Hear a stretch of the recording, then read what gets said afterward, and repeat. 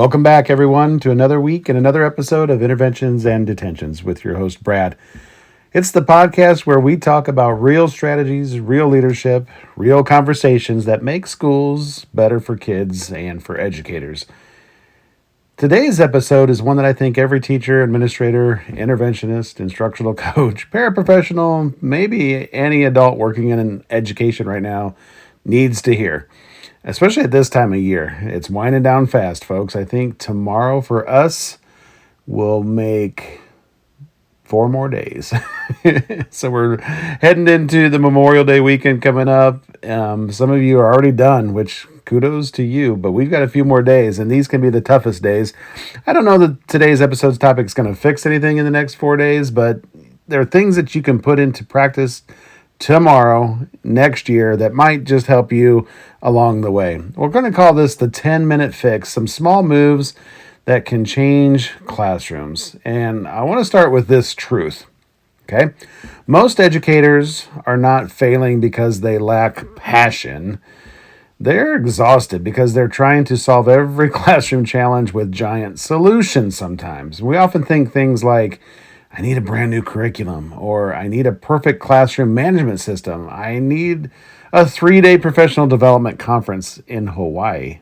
Please take that anytime I can get it. I've never seen that yet, but anyway, it might be like, I need more time. I need students to completely change. But what if some of the biggest changes in classrooms actually came from tiny moves, okay? Things that don't really take a whole lot, tiny shifts. 10-minute fixes, small actions that can reset a room, small habits that improve behavior, small routines that can increase engagement, small moments that strengthen relationships. Research consistently shows that small, consistent actions have enormous long-term effects on student learning, school climate, and teacher effectiveness. In fact, educational researcher John Hattie's work on visible learning found that collective teacher efficacy, clarity, relationships, and feedback all have major impacts on student achievement, which is what we're after. And here's what's important. Many of those high-impact strategies do not require massive overhauls. They require intentionality. They require consistency, and often they require less than 10 minutes. So today, I'm giving you practical strategies educators can implement tomorrow. Not next semester, not after a curriculum rewrite, but tomorrow. We're going to break this episode into some sections like relationship builders, engagement boosters, academic quick wins, teacher mindset shifts, classroom cultural moves, and fast interventions for difficult moments. And throughout this episode, I'll share research stories, examples, and practical scripts educators can literally steal and use.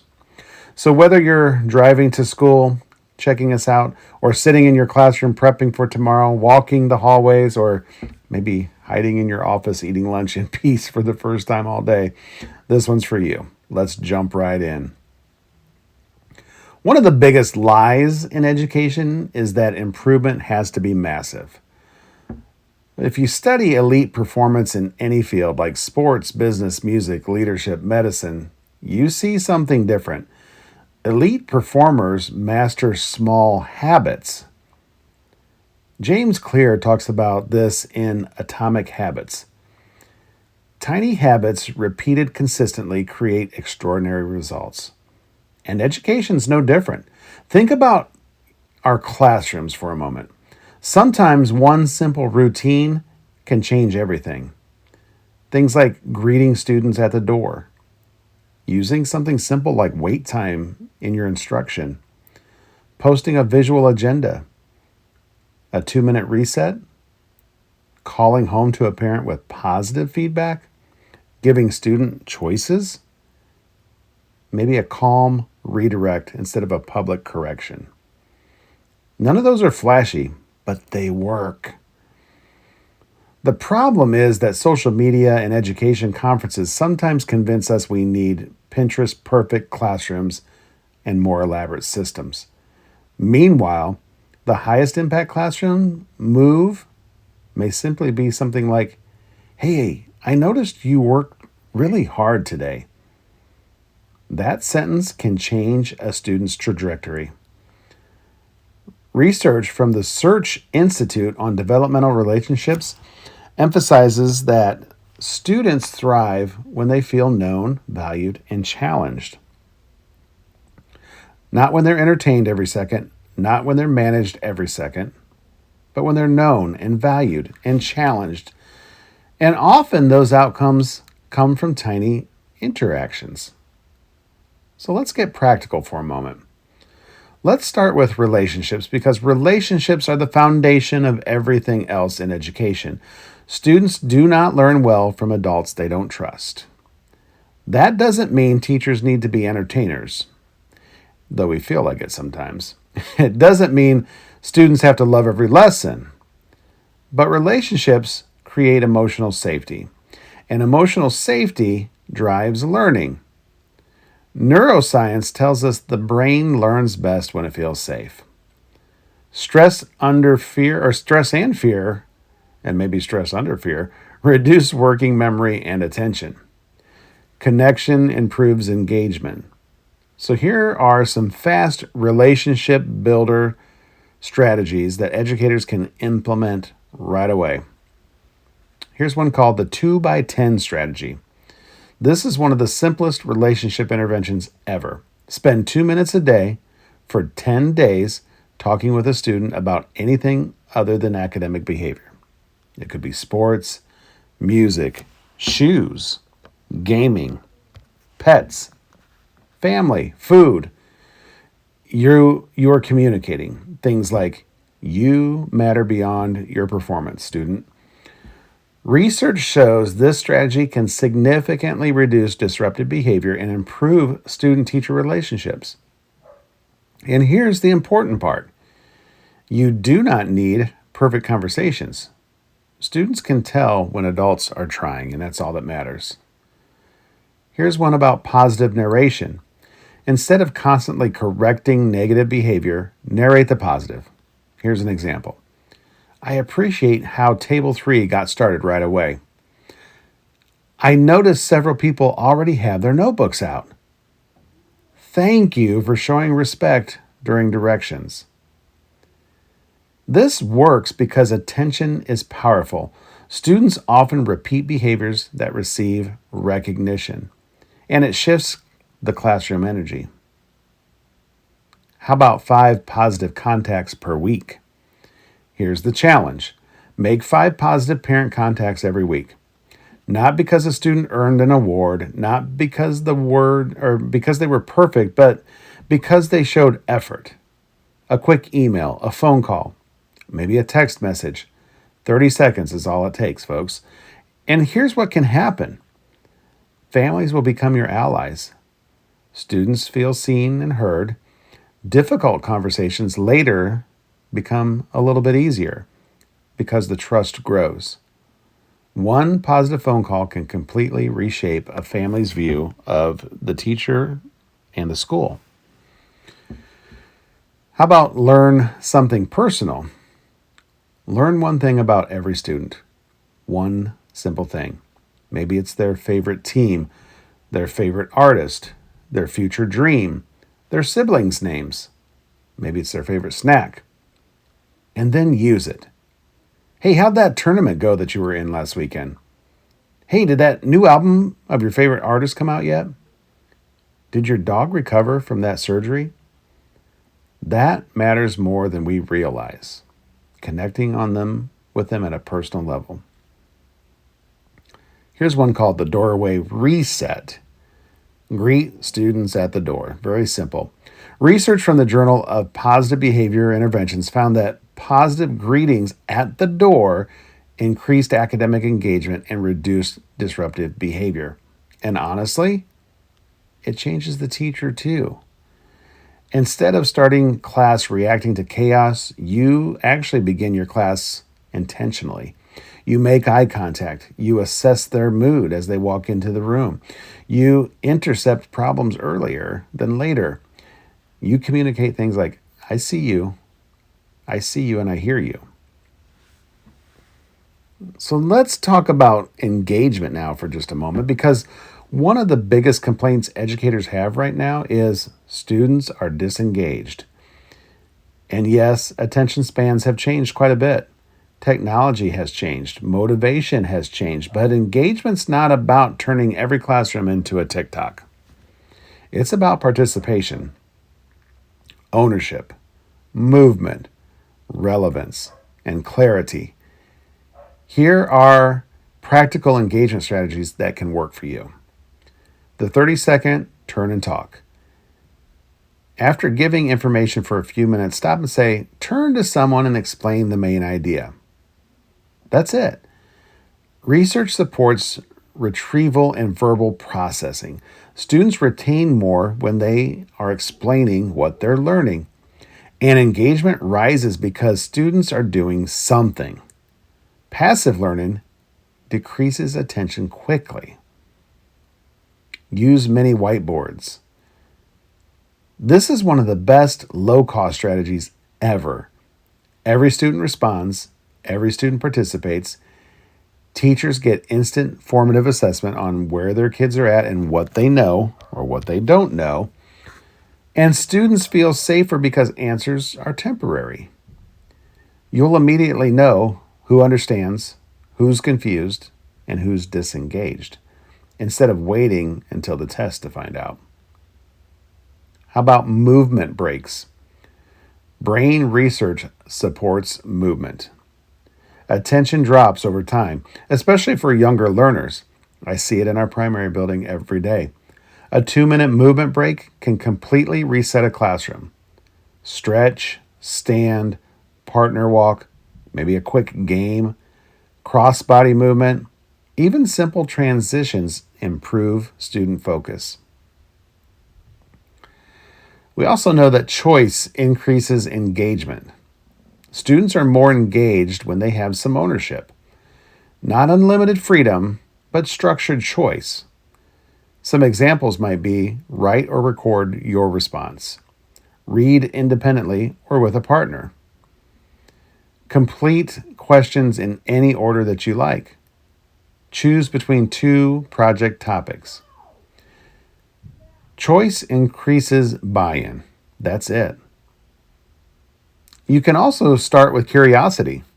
Instead of doing something like, today we're learning about fractions, try, why do restaurants use fractions constantly? Or, how could understanding fractions save someone money? Curiosity drives attention. The brain naturally seeks answers. One of the strongest research-backed strategies in learning science is something involved with retrieval and retrieval practice. Ask students to recall information without any notes. Quick quizzes, brain dumps, partner recall, exit tickets. Learning happens through retrieval, not just exposing the material. Students often mistake familiarity for mastery, so retrieval reveals what they actually know.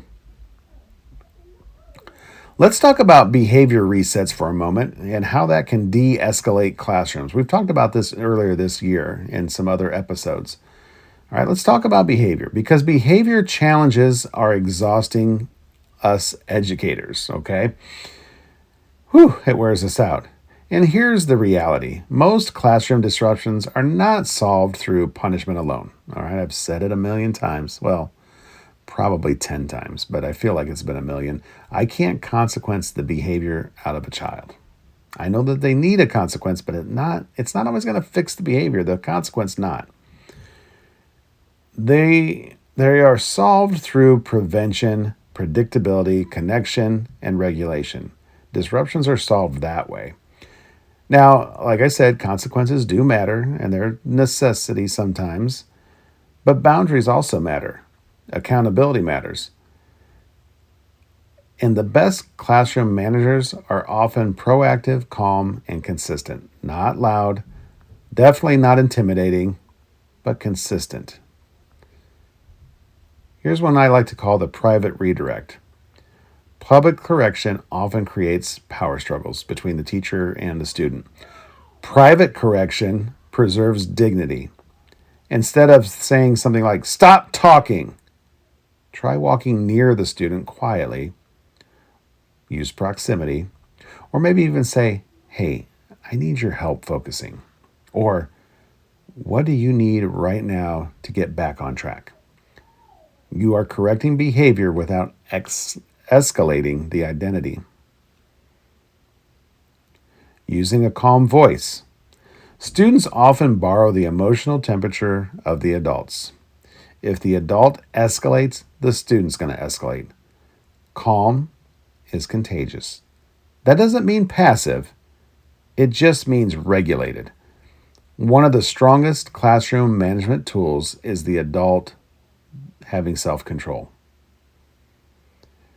There's also something called the 2-minute reset, because sometimes classrooms just need a little reset. We need to stop, we need to breathe, we need to reset our expectations. And you don't have to force this through chaos. You can just take a pause. For example, you might say something like, "All right, everybody, let's reset. We're starting over. Let's take a breath. Eyes up here. Here's what we need." It's simple and it's powerful. Some students truly lack regulation skills, executive functioning, impulse control, communication skills, emotional vocabulary. They just don't have it. That doesn't excuse behavior, but it changes our response as the adult. Instead of saying things like, "they won't," ask, "can they?" And if they cannot yet, then we need to teach the skill that they're missing. Consistent routines can also reduce behavior problems. Predictability actually lowers anxiety in kids. When students know how class begins, what the transitions look like, where the materials go, how to ask for help, what's going to happen next, their behavior will improve. Chaos increases behavior problems, plain and simple. I don't think anybody here would deny that if you've been in a classroom for very long. Clarity reduces the problems as well. This one really matters. Okay, don't win the moment and lose the student.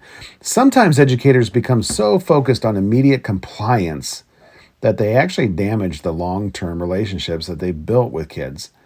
Not every situation requires a showdown. Ask yourself this in the moment: what outcomes do I want tomorrow? Not just right now in that moment. Now let's shift into instruction for just a minute, because teachers are under enormous pressure academically. We've got standards. We've got to show data. We got to get them ready for testing. If they're not doing well, we've got to come up with interventions. We've got growth targets. Let's see if we can hit them. And many educators feel overwhelmed. But again, small instructional moves can make a big difference. How about this very first one, having clear learning targets? And I do think this is important, and my staff would probably kind of rib me on this a little bit, because I do like to see learning targets. I do like to see teachers talking about learning targets, even with primary age kids. I think it's important. Students perform better when they know what they are learning and why. What I really love to hear is when kids can tell me the why. You know, when I'm in a classroom doing observations, and I used to say, "What are you doing? What are you working on today?" And they would say, "This worksheet or this math problem." But when I talked a little bit more about the targets, and "Can you tell me why you're learning what you're learning today? Why are you learning this?" It goes a little bit deeper. If I'm the teacher and I just say, "Do page 42, that's not very deep. But if I say, Today, we are learning how to identify the main idea because strong readers summarize information accurately. Wow. I think primary kids can understand what I'm saying there, and definitely elementary and junior, senior high kids can. Why can't we take it that step further and be a little more explicit in what we're learning and why it's important? Clarity improves focus. Frequent checks for understanding are huge in instruction. It's something that I look for a lot in my observations as well. We don't want to wait until the assessment to check their understanding. We need to use simple things like thumbs up, thumbs down. Do you understand? Thumbs up, everybody. Exit tickets are huge. Quick writes, whiteboards, taking a poll, partner explanations. Okay, explain this to your partner. Formative assessment changes instruction in real time, folks. Simple as that. We also have to work really hard to reduce the cognitive overload that we're putting on kids. Too much information at once is going to overwhelm them. We need to chunk instruction. We need to shorten up directions. We need to use visuals and give solid examples. We need to model instruction one step at a time, especially for struggling learners in our classroom. And if one kid is struggling, there's more than one struggling. So let's just break it down for everybody. And we need to give better feedback over student grades. Research consistently shows that feedback impacts learning more than the grade alone. Specific feedback matters. Instead of saying good job, which is nice to hear, let's try something like your evidence strongly supports your argument, or you organize your thinking clearly here. Students need actionable feedback. We need to normalize mistakes too. We need to let kids know it's okay to make mistakes, and that's how we learn. Students avoid risk when classrooms punish mistakes. Learning requires struggling, okay? Teachers can say, mistakes help our brains grow. Confusion means we are learning. Not yet is okay. Growth mindset language really matters in the classroom. I want to spend a few minutes talking about something called micro moments because sometimes educators really underestimate how much tiny interactions really do matter. A student walks in frustrated. The teacher smiles, or a principal notices effort. A coach leaves an encouraging note. The paraprofessional listens for a minute. The cafeteria worker says a student's name. These little moments build your school culture. Research on belonging shows students who feel connected to school perform academically and behaviorally. They perform for you. Belonging is not just built through posters on the wall. It's built through repeated interactions with kids. Tiny moments repeated consistently. And educators often really just underestimate the influence that they have. Students remember things like the teacher who checked in with them, the adult in the building who just believed in them, the principal who knew their name, the coach who noticed improvement, maybe the interventionist who stayed patient to work through the work with a student. Sometimes the biggest impact in education is invisible in that moment. Think about that for just a second. Let's talk about teacher mindset shifts for a moment. And let's just talk about educators ourselves. Because exhausted teachers and educators often think things like, I have to do everything. No. You have to do the right things consistently. Here are some mindset shifts that can reduce that burnout feeling. Let's talk about progress over perfection. Perfectionism destroys joy in education. It sucks it right out of us. Not every lesson has to be magical. Not every bulletin board has to look Pinterest perfect. Not every day will feel successful, okay? Focus on progress, not perfection. relationships before rigor, because rigor matters, but rigor without relationship often creates resistance. Students are going to work harder for adults they trust. We've said that several times. Consistency beats intensity. A small strategy repeated daily beats any kind of elaborate strategy used once. A calm routine beats random brilliance. Consistency builds the culture, folks. And regulated adults equal regulated rooms. Teacher emotional regulation matters. We've had a whole episode on that this year. This doesn't mean suppressing our emotions, okay? It means modeling regulation in the moment, breathing, pausing, responding instead of reacting. It's so important, teachers. Please focus on that. And you cannot pour from an empty cup. All right, let's talk about that for a minute. Educators are notorious for neglecting themselves. And while self-care has become a buzzword, the reality remains this. Burned out teachers struggle to sustain excellence. Rest matters. Boundaries matter. Support matters. Teachers, if you take anything away from today, take away this. You are allowed to be human. Please don't forget that. Let's talk about some quick classroom culture moves. A little more practicality here for a moment. Here are some rapid fire strategies that educators can implement tomorrow to help those culture moves in the classroom. Let's talk about morning mood check. Have students identify their emotional state as they're coming into the classroom. You could use a thumb scale, maybe an emoji chart that they point to, sticky note. We do the Inside Out, I think that's the movie, with the emotional characters, anger, joy, all those. They could point to those and tell you where they're at as they walk into the room. And this helps teachers proactively support their students for the day.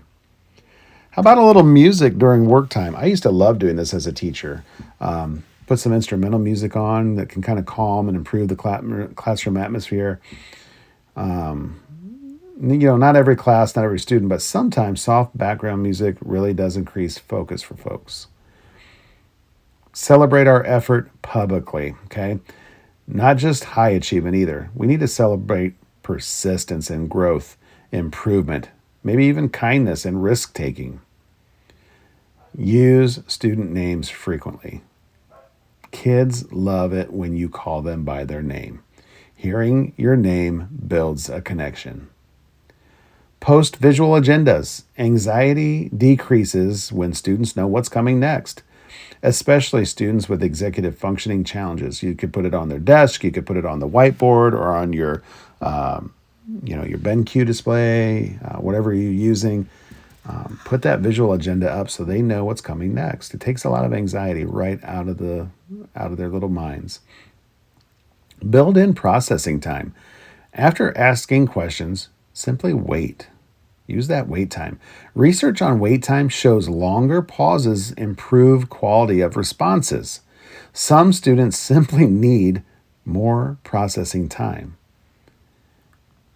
Use humor, but use it carefully. Because humor builds connection, that's for sure, but sarcasm damages trust, especially for vulnerable learners. And teach expectations explicitly. Do not assume students know everything. We need to model it, we need to practice it, we need to reinforce it, and we need to reteach it. And for my administrators out there, what do you guys need to hear? Let's talk directly to you for a minute. Principals, assistant principals, instructional coaches, district leaders, because if we want classrooms to improve, educator support does matter. Teachers cannot sustain excellence in survival mode forever. And sometimes leaders unintentionally create initiative fatigue, let's call it that. Too many programs, too many expectations, too many changes. Sometimes schools do not need another giant initiative. They really need things like more clarity, more support, more consistency, more coaching, more encouragement, and more focus. So here are some leadership 10-minute fixes that you can try. Leave positive notes. I hear this from my own staff. I love it when you leave a little post-it note on my desk of what you saw, or what something I did good. You noticed it and you left me a note. When you're walking through classrooms, leave encouraging notes for your teachers, but be specific and be genuine. Teachers rarely hear enough positive feedback. Ask your teachers, what is something that I can take off your plate? One of the most powerful leadership questions you can ask them. Support is not just adding resources. Sometimes it's removing the burdens. Help them out. Focus on high leverage goal. One high leverage goal for the teachers. Schools can improve faster when they focus. Not 15 priorities, just one or two that we can do really, really well. And protect your teacher time.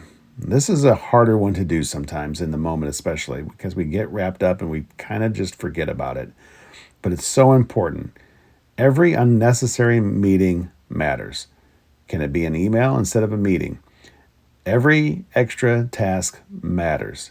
Our teacher time is precious, and let's try to be more cognizant of that. And principals, be visible. Be in the hallways, in the cafeterias, classrooms, arrival time, dismissal time. That little trait of being visible builds trust among students and your teachers. And be aware to regulate your building climate. Okay, adults borrow emotional temperature from our leaders. If leaders panic constantly, schools feel chaotic. Calm leadership matters. So why is it that these small moves can work and they can be such a big asset to your toolbox? We'll talk about the science behind it for just a moment. Why do these strategies really matter? Because behavior and learning are cumulative. Students are shaped by repeated experiences, and so are adults. Neural pathways strengthen through repetition. Habits shape culture. Tiny interactions create identity. A student repeatedly hearing something like, "You can do hard things." That repeated phrase over and over to the child, they'll begin to believe that. They begin believing in it, that they can do hard things. A classroom repeatedly experiencing calm routines becomes calmer. A teacher repeatedly practicing regulation becomes more regulated. This is why consistency matters more than intensity. Education's not usually transformed in giant moments. It's transformed in repeated, ordinary moments. That's the beauty and difficulty of this profession. You often do not see impact immediately, but seeds are planted constantly. So I want to share a few examples because educators need reminders that small things matter. Here's a story about the student at the door. A teacher started greeting one particular student every morning. That student had significant behavior issues, frequent office referrals, defiance, anger. Nothing dramatic happened overnight, but over time, the student began to arrive earlier. They began talking more. They began participating more. Behavior incidents slowly started to drop and become less frequent. Why? It was a connection. It was the predictability, and it was the sense of belonging. Here's one about a positive phone call. A parent answered the phone expecting bad news. They usually do, right, when it's the school or the principal calling. But instead, this time, the teacher said, "I just wanted you to know your child helped another student today." The parent actually started crying when the teacher said this because nobody had ever called with good news before. That one call changed the family-school relationship in an instant. Here's a story about the 2-minute reset. The classroom was spiraling out of control. It was noisy. There was frustration and chaos. But instead of yelling, the teacher paused. Lights went down. Some breathing practices started to take place. And then there was the reset. The students calmed down, and the lesson continued. Not because the teacher controlled harder, because the teacher regulated first. The most important question that we can ask through all of this: what is one small move I can make tomorrow? We've talked a lot about all different strategies, these small little moves that you can put into place. But what's the one that you can make tomorrow? Not 20 of them, just one. Maybe it's that greeting students at the door. Okay, make a goal to do that tomorrow. Maybe it's adding a little more retrieval practice. Maybe it's using positive narration. Maybe it's shortening those transitions. Maybe it's one positive parent contact or breathing before responding. What's that one small move that you can do tomorrow? Because sustainable improvement happens gradually, and educators often underestimate compound growth. Tiny improvements repeated daily create enormous long-term outcomes. So I'm going to challenge you. Just do one. I don't care which one. Do one. So let's finish with a little rapid fire list. This isn't questions, rapid fire question time. It's rapid fire list that educators can write down now or implement tomorrow. All right. So if we're going to talk 10-minute fixes for relationships, here they are again. Greet students at the door. Use student names often. Ask one personal question daily. Make one positive phone call. Write a sticky note of encouragement to the teacher. Attend one student event. Use that 2x10 strategy. 10-minute fixes for engagement. Add things like turn and talks, whiteboards. Insert some movement breaks into the lesson. Start with curiosity questions. Add retrieval practices again. Offer structured choice and use visual timers. How about some 10-minute fixes for behavior? Here we go. Use private redirects. Practice those classroom procedures. Add calm reset routines. Reduce transition downtime. Reinforce expectations positively. Pause before reacting. And simplify your directions. Some 10-minute fixes for your academics. Clarify those learning targets for your kids. Use exit tickets. Chunk directions. Model examples explicitly. Provide actionable feedback. Reduce unnecessary workload. Build in processing time. How about some fixes for teacher wellness? Leave work on time once this week. Take a real lunch break. Maybe even ask for help and some support. Celebrate one success daily. Stop comparing yourself to others online. Protect your boundaries and remember why you started doing what you did way back when, the first day in the classroom. As we wrap up this episode, I want to remind educators of something important. You do not have to transform everything overnight. Pretty impossible to do so. You do not have to be perfect either. You don't have to solve every problem this week or next year. Education is incredibly hard work. Nobody will understand that until they're in your shoes. And right now, this time of year, we're all feeling overwhelmed because the end is near, but it's not near enough. And there's lots of things to do in those 4 days, or 5 days, or 1 day. A calm response will matter. A greeting matters. Relationships definitely matter. Those resets, they're going to matter. Those positive phone call home to parents, it's going to matter to the parent, to you, and to the kid. The beautiful thing about schools is that tiny moments repeated consistently can literally change lives, people. It can literally change lives. That student that you encourage today, you may never fully know that impact. The classroom routine that you built, it may become emotional safety for a child in your room. The exhausted teacher that you encouraged, you may have helped them stay in the profession, believe it or not. Never underestimate these small moves, people, because small moves change classrooms, they change people, and those classrooms and those people are going to change lives as well. Thank you, everyone, for joining me again today and this week on Interventions and Detentions with your host, Brad.